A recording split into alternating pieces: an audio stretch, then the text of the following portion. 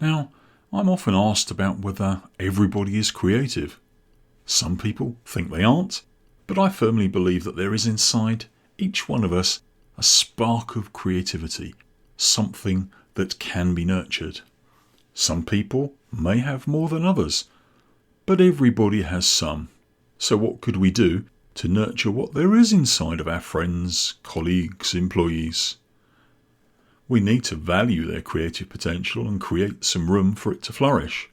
These skills need to be enhanced or grown using the correct tools and techniques. And it's up to you, the business owner or the company director, to tap into those resources and use them in addition to the resources already at your disposal. A reasonable degree of creativity is a natural output of mentally and socially healthy people, but it can be quite a fragile thing. Many things can, and often do, disrupt it so that it can often be well below its potential. This sort of implies that if you want to produce a modest increase in creativity, it is usually much more cost effective to train people and to remove some of the obstacles than to try and find Leonardos and Einsteins to build your team from. If you can discover how to release it though, creativity will find its own way to blossom. But one of the most basic requirements is that creativity needs space. This is metaphorical space, and we really mean space and time, not just an empty space to sit in. Your responses to problems require more mental processing than standard ones. So if you're under severe time pressure, you're endlessly being interrupted, or your brain is caught up with obsessive routines or preoccupied with panic or rage or some other emotion, creativity is going to be a little difficult. Some of the ways of creating mental space when you're working on your own might include scheduling some real quality time for imaginative thinking. Give yourself some downtime. That is, downtime from your main role.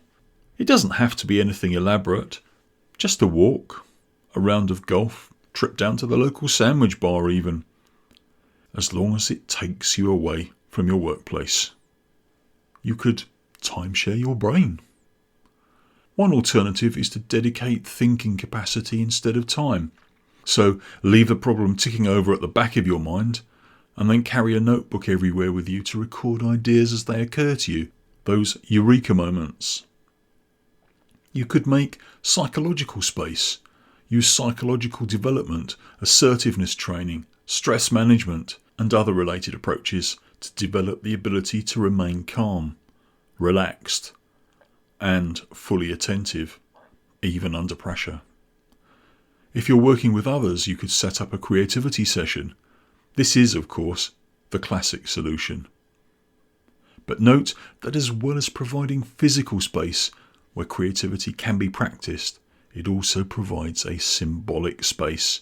One of the benefits of holding a problem-solving workshop or training course is that it gives permission for participants to set aside their normal responsibilities just for a little while. Such a gesture can be incredibly powerful.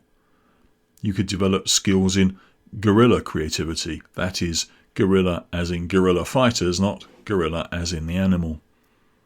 As many businesses become leaner, the opportunity cost of a session devoted to creativity actually increases, so they become harder to set up. One solution could be to interleave a kind of distributed creativity into other activities. For instance, if you can't manage a formal brainstorming session or afternoon with some colleagues, perhaps you could incorporate an element of brainstorming into some of your next few water cooler conversations or your lunches. But have a go at nurturing creativity. Let it flourish and see what happens.